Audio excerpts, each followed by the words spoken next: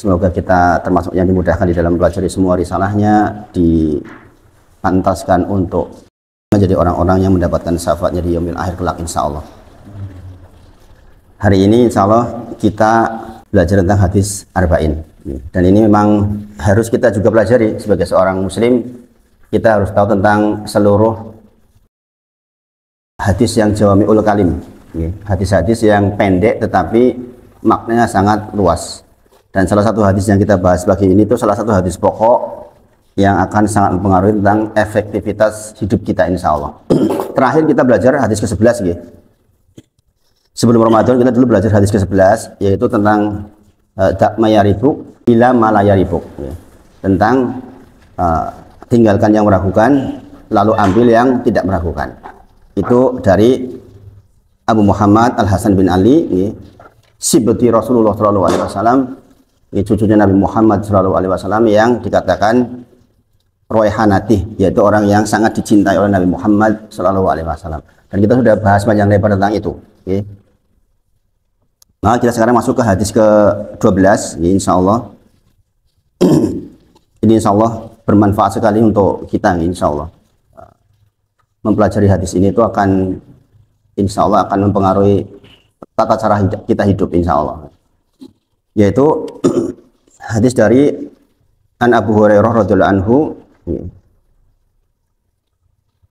Dari hadis dari Abu Hurairah radhiyallahu anhu bahwasanya Nabi Muhammad SAW bersabda, min husni islamin mar'i tarkuhu malayakni. Pendek sekali, min husni islamin mar'i tarkuhu malayakni. Di antara keelokan atau kebaikan Islam seseorang adalah meninggalkan hal-hal yang tidak bermanfaat baginya. Berarti sederhana apa itu? Di antara keindahan keelokan Islam seseorang yaitu meninggalkan apa yang tidak bermanfaat baginya. Masya Allah, ini pendek tapi Masya Allah. Apalagi dihubungkan dengan zaman sekarang, di mana potensi kita melakukan hal yang tidak bermanfaat itu sangat besar, khususnya ketika kita sudah berhubungan dengan gadget. Makanya saya sering memberikan saran untuk matan hadis arba'in ini, kalau bisa setiap kita tuh punya kitabnya. Kitab matan, kitab tentang isi dari kitab hadis arba'in yang 42 itu. Syukur-syukur punya sarahnya. Syukur-syukur punya sarahnya. Salah satu sarah hadis arba'in itu sangat banyak nih. Sangat banyak jumlahnya. Kita minimal punya satu sarah yang terjemah saja nih. Gak usah yang bahasa Arab, yang terjemah saja untuk keterangan masing-masing hadis. Itu akan sangat membantu pemahaman kita terhadap hadis arba'in. Kenapa kita mesti punya kitabnya? Kalau belajarnya lewat HP, nanti kemana-mana. Baru mau buka matan, sudah buka yang lain, buka WA, akhirnya nggak jadi belajar. Ini yang saya katakan bahwa hadis ini tuh sangat pas di zaman sekarang. Min husni islamin mar'i tarkuhu malayakni. Di antara keelokan keindahan Islam seseorang yaitu meninggalkan apa yang tidak bermanfaat baginya. Kita tahu sekarang dengan adanya teknologi itu kadang-kadang kita pertama mungkin buka WA, dari WA nanti ke link mana, ke link TikTok, ke link ini, ke link ini, ke link ini, akhirnya kemana-mana kita nggak sempat belajar. Maka biasakan sekali lagi untuk belajar punya kitabnya. Apalagi kitab matan hadis arba'in itu kecil banget, paling cuma 7.000 perak. Itu sudah dapat matannya itu. Saya punya beberapa sarah hadis arba'in itu, dan masing-masingnya punya kelebihan kekurangan ya. Saya biasanya nulis kayak gini itu dari sarah kitab itu, membiasakan nulis supaya menginstal ke pikiran kita, memudahkan. Nah, kemudian di antara keutamaan hadis ini adalah dikatakan oleh para ulama separuh agama. Kenapa separuh agama? Karena agama itu dibangun dari dua hal, yaitu perintah dan larangan. Agama itu isinya perintah dan larangan, gitu. Dan ini adalah masuk dalam kategori larangan. Min husni islamin mar'i tarkuhu malayakni. Supaya kita tidak melakukan hal yang tidak bermanfaat maksudnya. Maka dikatakan hadis pendek ini adalah nisfudin, separuh dari agama kita. Kemudian Al-Imam Hasan Al-Basri rahimahullah ta'ala menyebutkan, ini seorang tabi'in menyebutkan bahwa min alamati, di antara tanda berpalingnya Allah atas seorang hamba, menjadi perhatian besar buat kita ya. Di antara tanda berpalingnya Allah dari seorang hamba adalah dia dibuat sibuk dengan perkara yang tidak penting atau tidak bermanfaat. Jadi kalau jenengan bertanya, apakah Allah lagi berpaling atau tidak kepada kita, kita lihat dalam satu hari semalam itu bagaimana perilaku kita. Kalau kita disibukkan oleh sesuatu yang tidak bermanfaat, itu tanda yang paling jelas bahwa Allah berpaling dari kita, subhanallah. Ini ucapan Al-Hasan Al-Basri rahimahullah ta'ala. Kita tahu nih, Hasan Al-Basri itu imam yang dikenal sangat luar biasa di zaman tabi'in. Jadi seorang bangun di ujung malam misalnya, dia akan efektif atau tidak, dia sebenarnya tahu. Dia bangun dia ngambil air wudhu, sholat, kemudian zikrullah, sampai nanti datang maghrib. Di tengah-tengahnya kita zikrullah, kita akan tahu sebenarnya mana bagian yang bermanfaat, mana yang tidak. Kita syukuri yang bermanfaat, kita sesali yang tidak bermanfaat. Maka nanti di ujung hari, di antara kegiatan seorang muslim adalah mengkoreksi apa yang terjadi sepanjang hari untuk bekal hari berikutnya. Ini terus-terusan begitu. Dan ini keterangan Hasan Al-Basri ini didukung oleh keterangan dari Imam Al-Ghazali rahimahullah ta'ala. Beliau menyampaikan tentang Rasulullah bersabda, jika ada waktu seorang hamba berlalu, kemudian dia melakukan hal yang tidak sesuai dengan khaliqu minhu, tidak sesuai dengan tujuan penciptaan atas dirinya, maka orang ini adalah orang yang paling pantas untuk menyesali tentang apa yang barusan dia lakukan. Mengapa? Karena kata Rasulullah, inilah tanda paling jelas bahwa Allah berpaling darinya. Sekali lagi saya ulangi. Ini Imam Al-Ghazali rahimahullah ta'ala di dalam kitabnya menyebut tentang sabda Nabi Muhammad SAW terkait bahwa jikalau berlalu suatu masa, lewat 1 jam, lewat setengah jam, lewat 2 jam, kok kita melakukan sesuatu yang tidak sesuai dengan tujuan penciptaan kita. Kita sama-sama tahu tujuan penciptaan kita adalah beribadah kepada Allah. Quran surah Al-Zariyat surah ke-56, wa ma khalaqtul jinna wal insa illa liya'budun. Tidaklah diciptakan jin dan manusia kecuali untuk beribadah kepada-Nya. Nah, kalau berlalu masa, berlalu waktu, entah itu setengah jam kah, kok kita tidak melakukan sesuatu yang dalam rangka sesuai dengan tujuan penciptaan kita, maka orang ini adalah orang yang paling pantas menyesal terhadap apa yang sudah lewat. Karena apa? Kata Rasulullah, sesungguhnya orang yang melakukan hal yang tidak bermanfaat, itu tanda paling jelas Allah berpaling dari dirinya. Jelas sekali ini.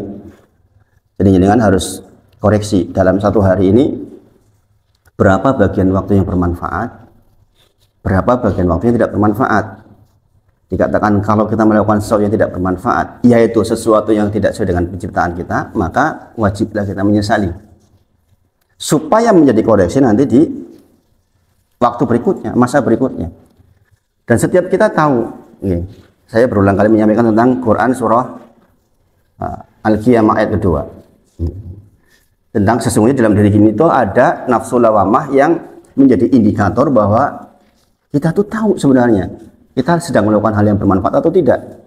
La uqsimu biyaumil qiyamah wa la uqsimu bin nafsil lawamah. Allah bersumpah tuh dengan nafsu lawamah, yaitu nafsu yang ada di dalam diri kita yang menjadi indikator ketika kita berbuat jelek atau berbuat tidak efektif atau berbuat tidak bermanfaat. Kita sebenarnya tahu. Jangan misalnya naudzubillah nongkrong malam ngobrol sama orang sampai jam 12 dilakukan setiap hari, tahu nggak bahwa kita terus keliru? Tahu nggak? Kan kita tahu ya.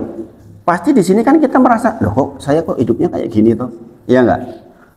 Pasti ada indikator dalam diri kita yang mengatakan kayak gitu tuh nggak bagus. Nah itu namanya nafsu lawamah, dan Allah bersumpah dengan itu karena memang itu diantara cara kontrol paling baik untuk membuat kita terhindar dari sesuatu yang tidak bermanfaat. Orang sepedaan misalnya tentu saja kan boleh, ya kan? Tapi kalau sepedaan tiap hari dari pagi sampai sore, ya itu sudah berlebihan kan. Nah maka nafsu lama akan memberikan lampu kuning, ya ini nggak bener nih, ini nggak bener, kalau kayak gini nggak bener. Nah makanya masing-masing kita sesungguhnya sudah dibekali tentang apakah saya sedang efektif atau tidak, maka wajiblah buat kita mengkoreksi itu. Maka kita kembali ke hadisnya, min husni islamin mar'i tarkuhu malayakni. Di antara keindahan keelokan Islam seseorang, maka dia tidak melakukan hal yang tidak bermanfaat buatnya. Sekali lagi, Imam Hasan Al-Basri mengatakan, min alamati, di antara tanda yang paling jelas Allah berpaling dari seorang hamba, maka Allah akan buat dia sibuk dengan sesuatu yang tidak bermanfaat buat dirinya. Kemudian keterangan dari Imam Al-Ghazali rahimahullah ta'ala mengambil dari sabda Nabi Muhammad SAW, jikalau berlalu suatu masa, kemudian jenengan melakukan hal yang tidak bermanfaat atau tidak sesuai dengan tujuan penciptaan panjenengan, maka orang ini wajiblah sangat menyesal. Kenapa? Karena sesungguhnya inilah tanda paling jelas, kata Rasulullah, tentang berpalingnya Allah dari dirinya, subhanallah. Mudah-mudahan kita terlindung dari yang sedemikian. Di zaman seperti sekarang ini memang potensi kita melakukan hal yang tidak bermanfaat banyak sekali. Tontonan banyak, bacaan banyak. Teman kita harus pilah-pilah mana yang kira-kira memberikan manfaat, mana yang tidak. Kita akan sangat malu di hadapan Allah nanti kalau ternyata kita melakukan hal yang tidak bermanfaat. Nah, apa faedah hadis ini? Para ulama menyebut, ini saya ambil dari beberapa syarah kitab. Jadi kita menggabungkan beberapa syarah. Assalamualaikum warahmatullahi wabarakatuh. Di antara faedah dari hadis min husni islamin mar'i tarkuhu malayakni, di antara keelokan keindahan Islam seseorang yaitu meninggalkan apa yang tidak bermanfaat baginya adalah yang pertama, menunjukkan bahwa kualitas iman dan Islam seseorang itu bertingkat-tingkat. Sama-sama muslim, sama-sama ke masjid, sama-sama ngaji, tapi sesungguhnya masing-masingnya itu punya tingkatan berbeda-beda di sisi Allah Subhanahu wa taala. Ini faedah pertama. Bagaimana mengukur tingkatan-tingkatan tersebut, yaitu tentang seberapa besar kadar kebaikan yang dia lakukan dan seberapa besar kadar dia meninggalkan apa yang tidak bermanfaat. Itulah tingkatan Islam seseorang. Semakin besar kadar kebaikan yang dia lakukan, otomatis semakin kecil kadar apa yang tidak bermanfaat, maka semakin tinggi pula kedudukan seseorang. Itulah mengapa seorang muslim di ujung waktu dia menghisap dirinya. Bahkan mungkin sebagian menghisap dirinya itu setiap jam, 1 jam terakhir ini saya ngapain, apa kalimat yang saya keluarkan, kemudian perbuatan apa yang sudah saya lakukan, sudahkah saya zikir, sudahkah saya sedekah, sudahkah saya infak, dan sebagainya. Dikoreksi setiap 1 jam. Maka kadar tingkatan Islam seseorang sangat bergantung kepada ini. Semakin besar kadar kebaikannya, maka semakin tinggi pula kebaikannya, sambil semakin kecil kadar perbuatannya tidak bermanfaat. Itu faedah yang pertama itu. Faedah yang kedua itu menyibukkan diri dengan sesuatu yang tidak penting menjadi alamat atau tanda kurang bagusnya Islam seseorang. Otomatis ini sebagaimana teks hadisnya. Kalau dikatakan keindahan Islam seseorang dengan meninggalkan hal yang tidak bermanfaat, berarti kontradiktifnya yaitu ketika seseorang melakukan hal yang tidak bermanfaat, itu tanda kurang bagusnya Islam seseorang. Dan ini sekali lagi sangat mungkin terjadi di zaman ini, di zaman dimana hedonisme, kemudian berbagai macam tawaran kehidupan membuat kita itu kadang-kadang jarang berkholwat dengan Allah Subhanahu wa taala. Kita tuh berkholwat dengan HP, ditemani HP terus di mana-mana gitu.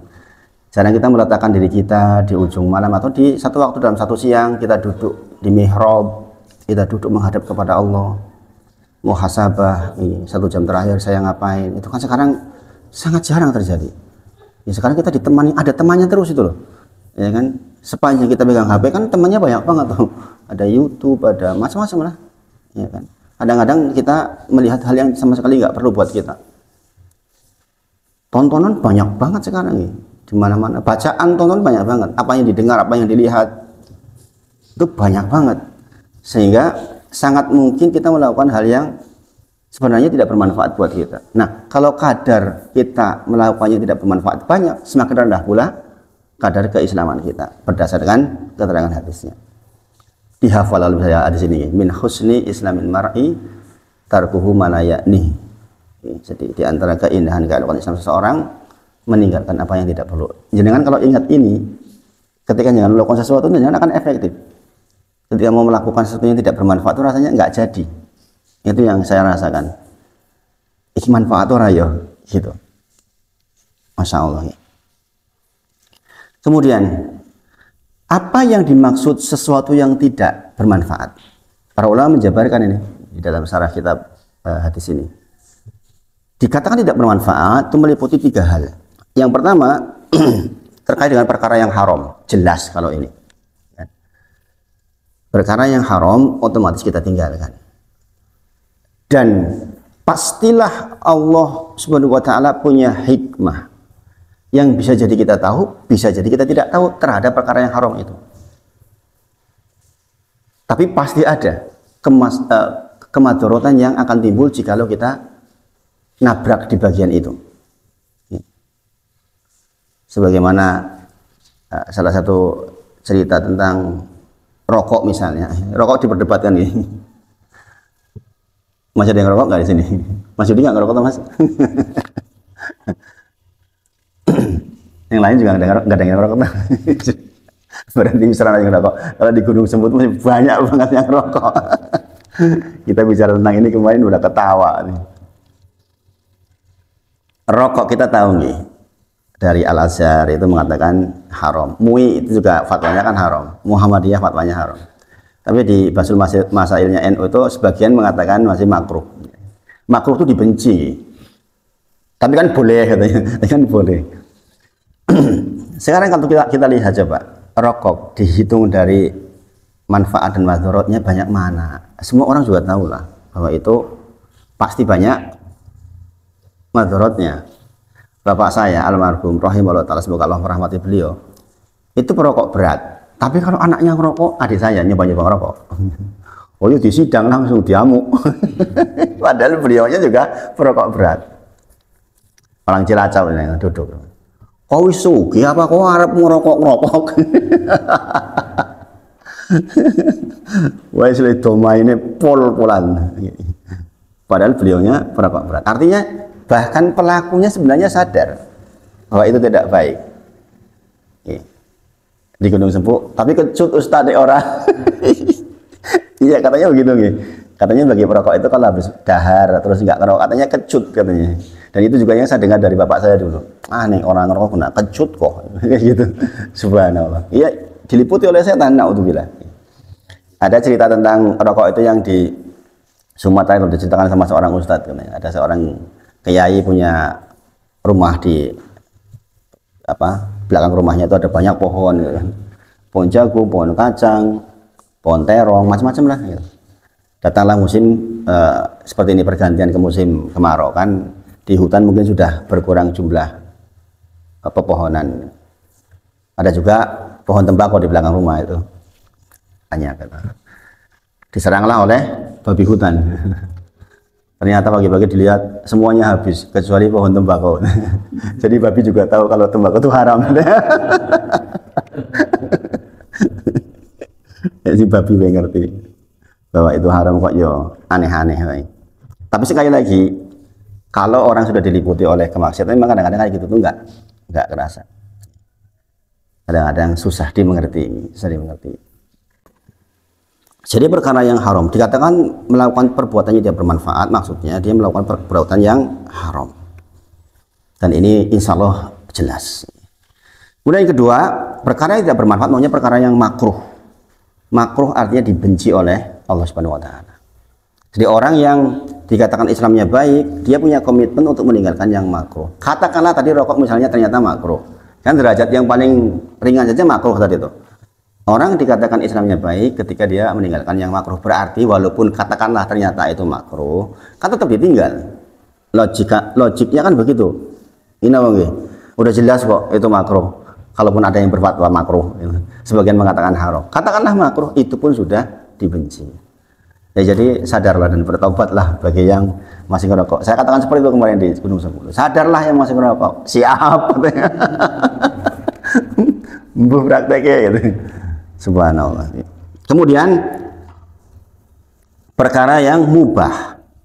Mubah itu asalnya tentu saja kan boleh. Seperti tadi, orang mancing itu kan boleh, ya kan? Tapi kalau mancing tiap hari sampai istrinya harus marah-marah, itu kan sudah tidak melakukan hal yang bermanfaat. Ya nongkrong, ba'da isya mungkin sebagian orang masih ke angkring untuk pergaulan misalnya.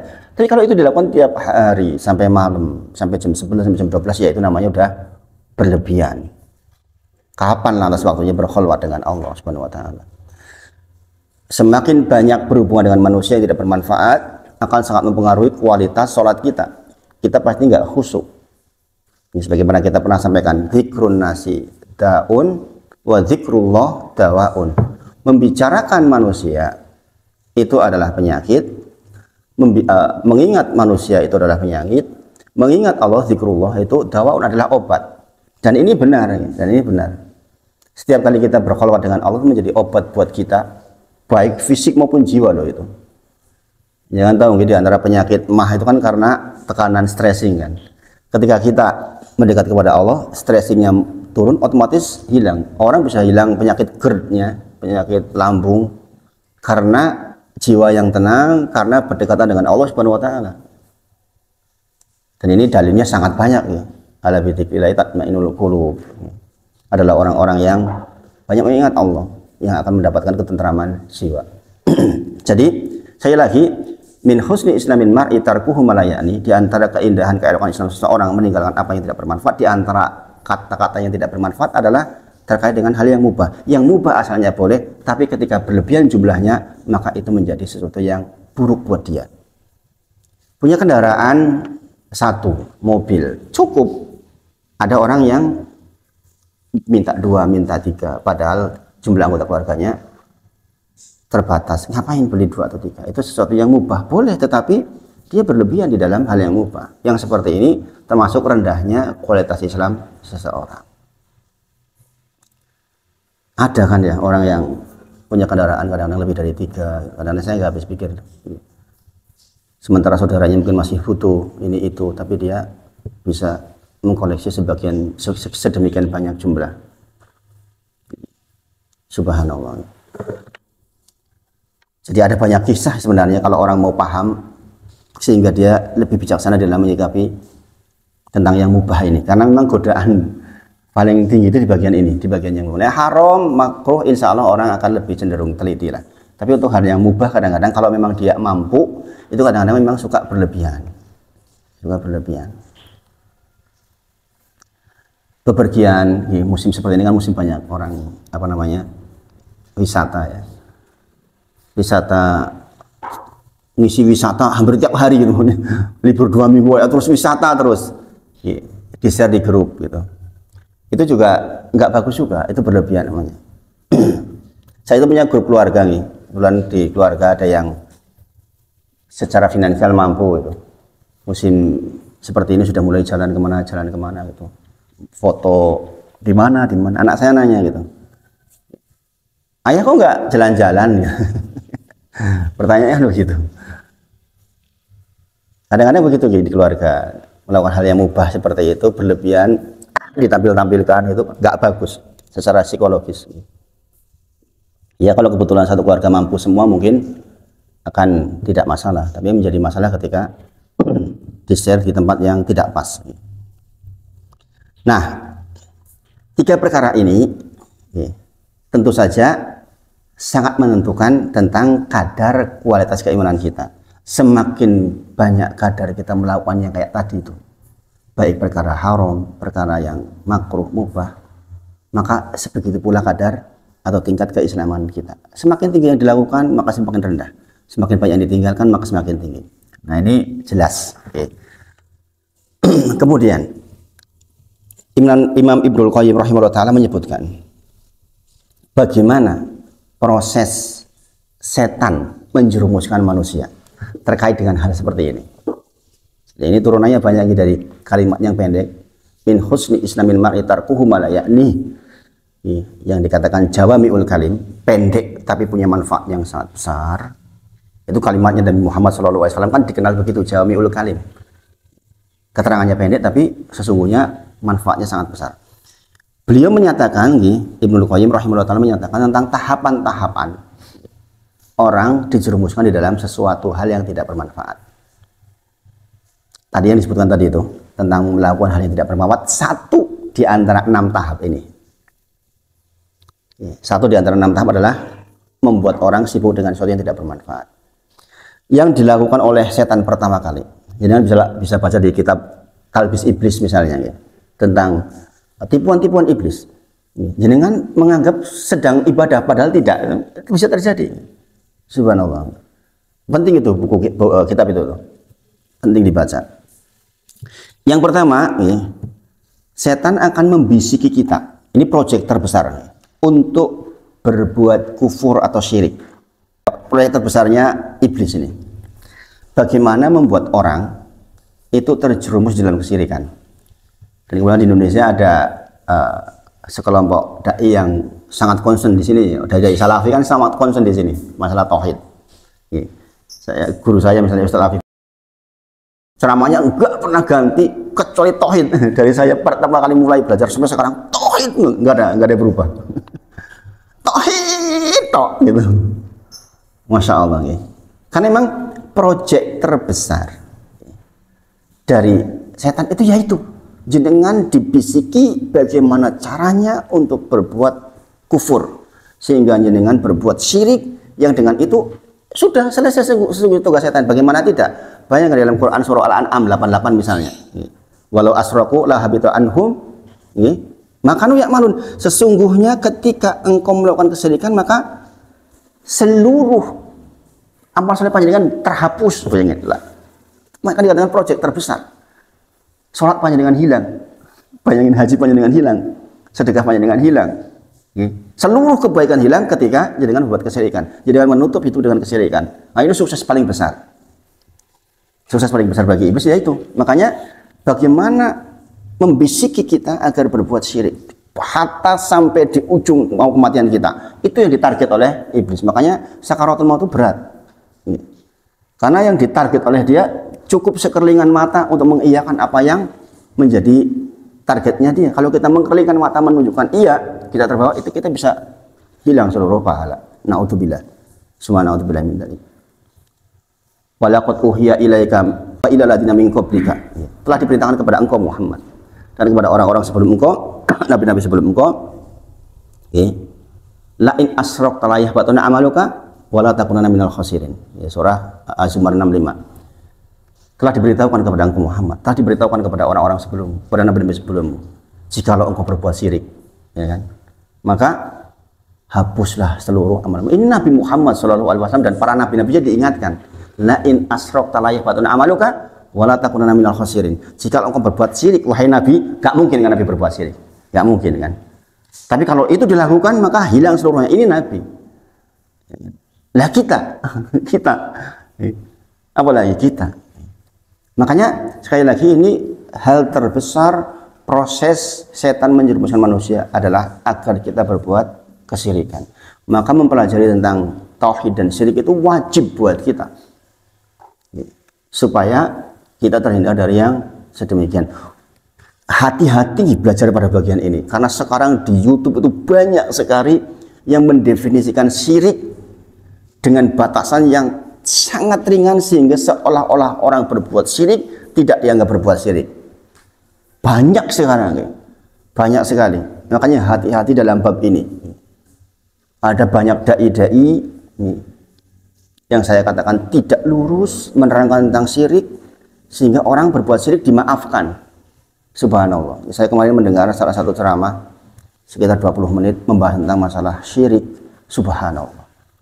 Kok ada di Indonesia dai terkenal menerangkan kayak gitu? Subhanallah. Makanya kita harus hati-hati banget itu. Harus hati-hati banget ya. Nah sekarang, kalau ternyata dibisiki syirik nggak bisa, maka tahap kedua yang dilakukan oleh setan adalah agar kita terjerumus kepada hal yang bid'ah. Di Indonesia sensitif sekali persoalan ini. Sidik-sidik bid'ah, sidik-sidik orang itu agama kok angel men, kan begitu. Padahal ini dari Nabi Muhammad SAW, ya kan? Cetha banget bahwa man ahdasa fi amrina hada laisa alaihi amruna fahuwa radun. Jikalau seseorang mengamalkan sesuatu yang baru yang tidak ada contohnya dari Nabi Muhammad SAW, maka fahuwa radun, tertolak. Man amila amalan, dalam riwayat Muslim, laisa alaihi amruna fahuwa radun. Jikalau seseorang mengamalkan sesuatu yang tidak ada contohnya dari Nabi Muhammad SAW, maka tertolak. Berarti kalau orang terjerumus dalam bid'ah ini gimana? Berarti dia melakukan hal yang tidak bermanfaat padahal dia menganggap itu bermanfaat. Maka kalau setan nggak bisa nyuruh orang berbuat bid'ah, baru kemudian setan nyuruh orang berbuat al-kabair. Tahap ketiganya, al-kabair itu dosa besar. Ada kitab judulnya Al-Kabair. Saya dulu dengan Ustaz Aris Munandar ketika menyelesaikan Al-Kabair. Ada 99 dosa-dosa besar. Disebutkan di situ. Kalau ternyata disuruh untuk bid'ah nggak bisa, orang ini hati-hati, maka disuruh berbuat dosa besar. Kenapa sekarang pertanyaannya? Kenapa kok bid'ah diletakkan nomor 2 sementara Al-Kabair nomor 3? Berarti dianggap lebih parah berbuat bid'ah. Karena kalau orang berbuat al-kabair, berbuat dosa besar, zina contohnya, itu dia itu merasa keliru. Orang berzina itu kan tahu itu keliru, ya enggak?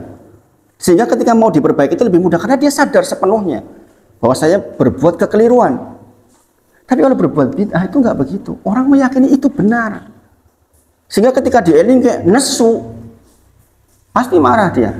Wong ibadah bener-bener nyerak Gusti Allah kok di neraka kayak kan gitu. Sering nggak dengar kayak gitu? Nah, sering banget. Iya. Karena merasa benar, merasa bahwa itu adalah cara untuk mendekatkan diri kepada Allah Subhanahu Wa Taala. Maka justru target yang kedua itu orang selalu berbuat bid'ah dulu. Nek raiso baru selalu kalau al-kabair. Kalau orang al-kabair kan dibilang, "Mbok yo zina jenengan tahu toh, zina itu dosa besar." Dia sadar, nggih, kulo khilaf biasanya begitu kan. Sejauh yang saya tahu ketika orang berzina datang ke saya itu ngobrolnya sebatas itu tentang masalah saya khilaf Ustaz, saya mau bertobat, saya khilaf. Tapi ketika berbuat bid'ah enggak. Meskipun prakteknya di masyarakat kadang-kadang berat sekali Pak Eko. Seperti Pak Mas Denny yang jadi ketua RT itu enggak mudah saya yakin. Ya kan, untuk menghindari hal-hal yang lazim di masyarakat memang tidak mudah. Mas Denny masih di RT enggak Mas? Udah enggak lagi.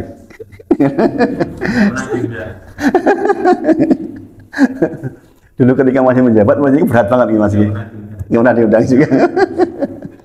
Sudah tahu nih Mas, sudah tahu. Alhamdulillah. Ya memang kadang-kadang begitu nih. Kebetulan banyak penggerak dari kajian saya itu kebanyakan memang RT gitu, RW gitu. Kemudian yang terakhir kemarin juga yang di Mancasan itu Pak Dukuhnya gitu. Sering menceritakan hal seperti ini. Ada yang keras banget kayak yang di Baitur Rahim yang di atas, ya, di perumahan dekat Krebet itu keras banget, masya Allah. Dia mah sampai acara kemarin waktu apa namanya itu setelah Ramadan, sawalan aja gak ada original mulai sekarang, gitu, mantap tuh itu, luar biasa itu. Tidak, karena sekarang saya ketua RT-nya, gitu. Jadi kalau mau ada lagi terserah setelah kepemimpinan saya selesai. Begitu, masya Allah, masya Allah. Ini saya dicing oleh masyarakat, Ustadz. Tapi ada orang kendel kayak gitu maksudnya itu, masya Allah. Ada orang kendel kayak gitu, masya Allah. Itu nggak mudah kan seperti itu memang, nggak mudah memang. Tapi memang itu target setan memang supaya kita berbuat bid'ah. Subhanallah. Jadi mudah-mudahan kita terhindar dari yang sedemikian, insya Allah. Jadi baru kemudian dijerumuskan kepada al-kabair kalau nggak bisa, dosa besar. Nah, kalau ternyata dosa besar juga ini orang nggak bisa nih, ini orang insya Allah jaga diri dari hal dosa besar. Maka yang dilakukan adalah mereka menjerumuskan kita kepada az-zaghair, yaitu dosa-dosa kecil. Ingat, dosa kecil juga kalau terus-terusan jadi banyak jumlahnya. Para ulama menyebut walaupun dosa kecil kalau dijumlah dalam jumlah yang banyak bisa menggunung, subhanallah. Ini yang keempat. Jadi tahap-tahapnya gitu. Pertama suruh berbuat syirik nggak bisa, berbuat bid'ah alhamdulillah nggak bisa, berbuat dosa besar nggak bisa, suruh berbuat dosa kecil. Kita dibisiki untuk berbuat dosa kecil. Merapopo dosa cilik kok. Gitu. Oke. Kemudian yang kelima, nah ini yang kelima terkait dengan hadis ini. Kalau itu semua nggak bisa, baru kemudian dibisiki agar kita melakukan hal yang tidak bermanfaat. Jadi sabar banget setan itu, subhanallah. Sabar banget merayu kita. Wis, ini orang gelem kabeh sing penting nglakune sing ora bermanfaat lah. Diperbanyak yang tidak bermanfaat, mancing, moncang, mancing, nyekeli HP, nyekrol, nonton ini, nonton itu, nonton ini, nonton itu, nonton ini, nonton itu, begitu. Nggih. Subhanallah. Sepedaan kebablasan ora karu-karuan. Wah, itu ora karu-karuan ya. Itu nanti memang dibuat seperti dibisiki seperti itu. Kalau ternyata orang ini sudah bisa jaga diri, hal yang tidak bermanfaat sudah dihindari, masya Allah. Maka yang keenam ini target terakhir. Jadi mereka nggak berhenti. Target terakhir adalah agar orang sibuk dengan amalan yang tidak utama, meninggalkan amalan yang utama. Itu. Jadi kita akan disibukkan untuk amalan yang mungkin pahalanya kecil, meninggalkan amalan yang pahalanya besar. Itu loh. Misalnya contoh, menafkahi orang tua itu kan utama, menolong saudara itu kan utama. Dia lebih senang menolong yang nggak tahu antah berantah organisasinya misalnya. Ini saya dikeluhi oleh seorang anak ini. Ustaz, mau diberitahu itu ibu saya itu, subhanallah. Kalau infak untuk organisasinya banyaknya luar biasa, semuanya dikasih. Giliran untuk kita, anak-anaknya butuh, kata-kata didiemin aja. Itu kan disibukkan dengan sesuatu yang tidak utama, yang utama ditinggalin. Mungkin karena pertemanan di organisasi. Subhanallah. Ada orang yang begitu, gitu. Jadi ada orang yang bahkan tanahnya itu diwakafkan gitu, ke Muhammadiyah dalam jumlah yang besar, jadi sekolahan besar. Ketika punya dana itu kebetulan orang cukup kaya gitu. Itu infaknya ke organisasi, subhanallah gitu. Banyak sekali gitu. Tapi untuk hal yang lebih pokok, misalnya contoh untuk masjidnya sendiri, itu kadang-kadang malah kurang gitu. Nah ini kan meninggalkan hal yang utama, disibukkan dengan hal yang tidak utama. Itulah target terakhir setan. Misalnya nek ora gelem ngono ya ngono lah. Sing penting entuk pahala sithik, aja sing akeh. Gitu. Misalnya orang berkegiatan sampai jam 11 malam. Hal yang mungkin sifatnya sunnah.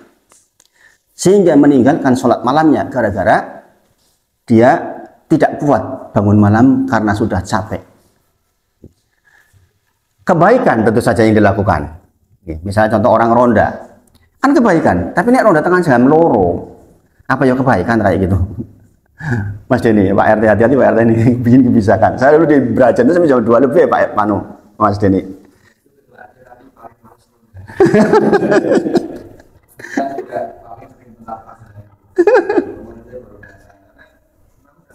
Udah berat gitu. Ya itu minimal itulah. Minimal tahap-tahapnya seperti itu sehingga sampai pada akhirnya seperti Mas Yudi enggak diundang lagi.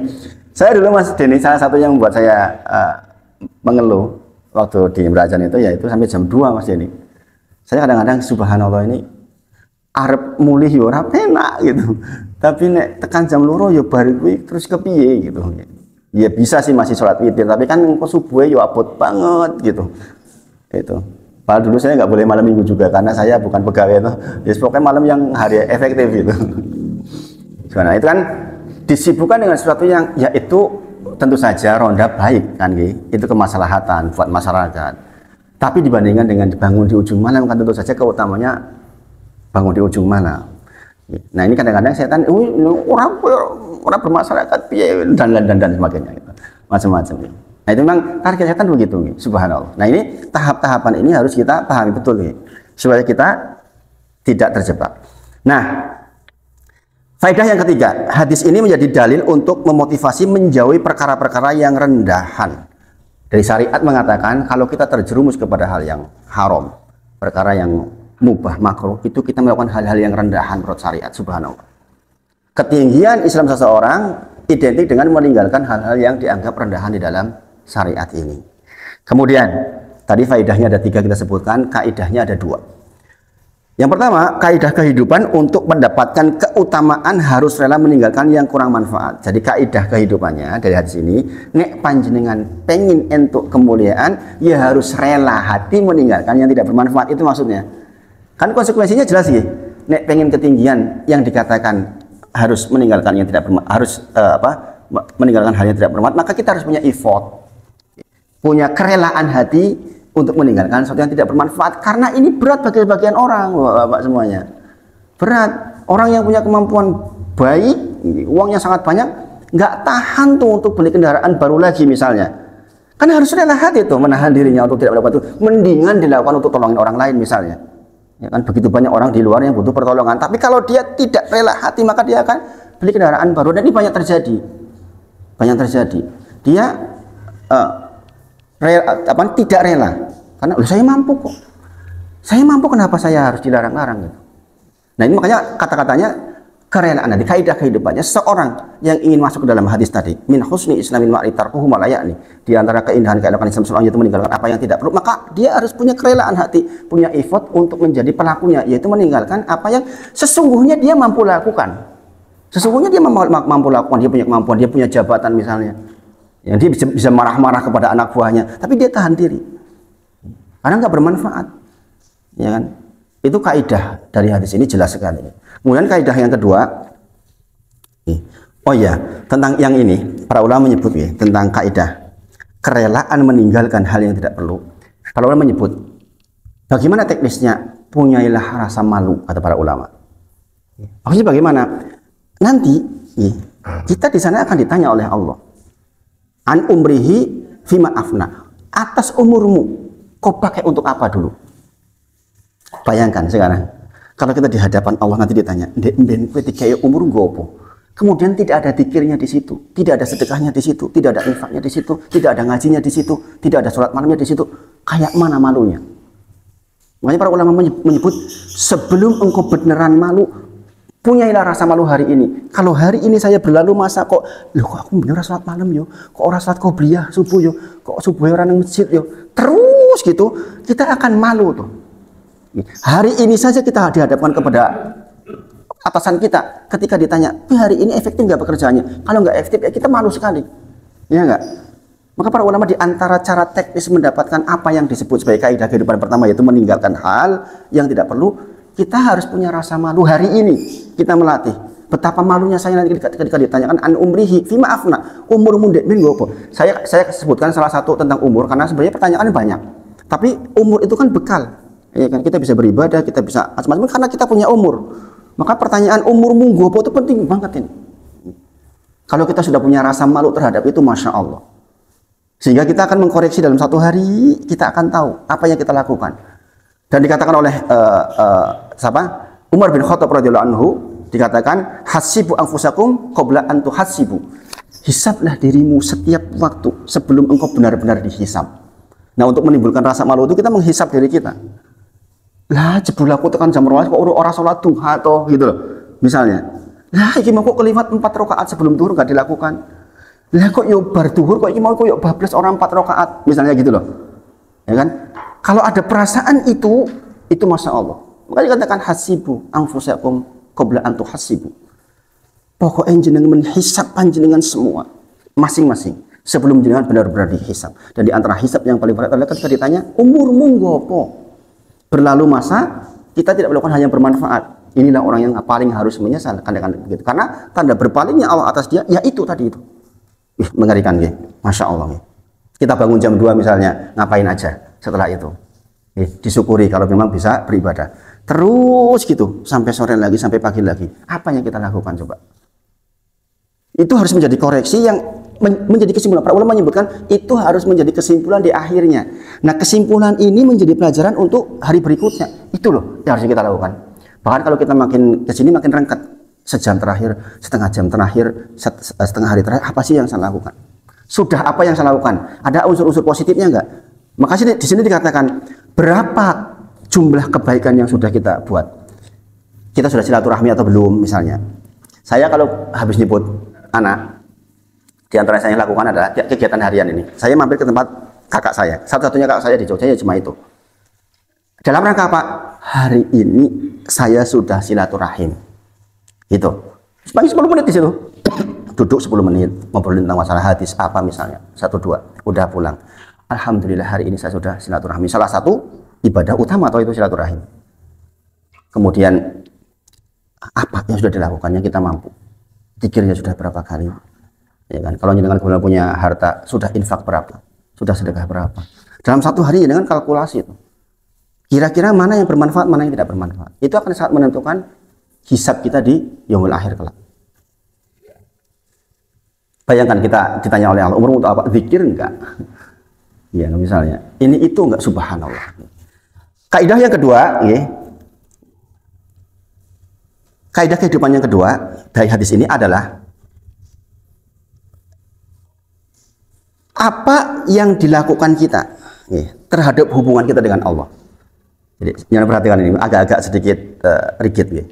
Jadi di sini katakan menurut hadis ini kaidah kehidupan yang kedua adalah bagaimana hubungan kita kepada Allah sangat mempengaruhi bagaimana hubungan kita dengan manusia. Maksudnya gini loh, kadar atau jumlah kita berhubungan dengan Allah, mengingat Allah banyak, maka otomatis akan mengurangi kadar atau jumlah hubungan kita dengan manusia.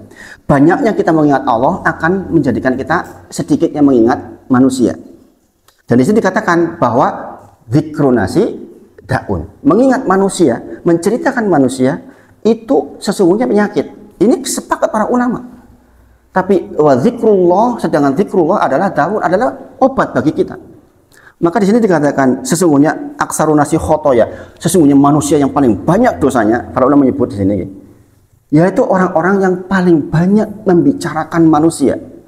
Itu yang paling berpotensi mendapatkan dosa paling banyak. Berarti kontradiktifnya, semakin kita banyak mengingat Allah, yang berarti otomatis semakin banyak sedikit kita mengingat manusia, maka semakin sedikit pula potensi dosanya bisa ditimbulkan. Makanya mulai hari ini, pokoknya dalam satu hari itu alladzina yadhkurunallaha qiyaman wa qu'udan wa 'ala junubihim. Kita tuh hari-harinya bagaimana mengingat Allah dalam kondisi berdiri, kondisi duduk, kondisi berbaring. Itu terus. Apalagi kalau sudah di atas 50 kayak kita. Sudah mendekati 50, subhanallah. Kita sudah mau pindah alam. Ya, makanya hadis ini tuh sangat bermanfaat untuk kita-kita yang udah mulai sepuh. Karena kalau enggak, hidup kita akan terjerumus kepada hal-hal yang tidak bermanfaat. Ingat ya, kita itu punya lisan, kita punya pendengaran, kita punya mata. Kalau enggak diproduktifkan untuk hal yang bermanfaat, maka sebaliknya akan produktif terhadap hal yang tidak bermanfaat.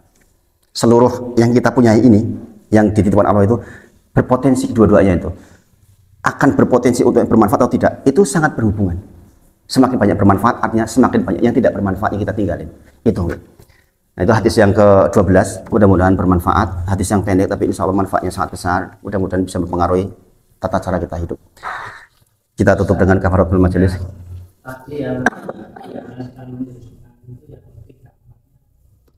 Oh itu, yang tahapan-tahapan tadi tuh. Yang pertama disuruh yang membisikkan kesyirikan. Yang kedua bid'ah. Yang ketiga dosa besar. Al-kabair. Yang keempat dosa kecil. Yang kelima yang tidak bermanfaat. Yang keenam amalan yang tidak utama. Gitu. Nanti saya upload insya Allah biar nanti bisa di-share insya Allah. Itu kita tutup kafaratul majelis. Subhanakallahumma wa bihamdika asyhadu an la ilaha illa anta astaghfiruka wa atubu ilaik. Wa akhiru da'wana alhamdulillahi rabbil alamin. Assalamualaikum warahmatullahi wabarakatuh.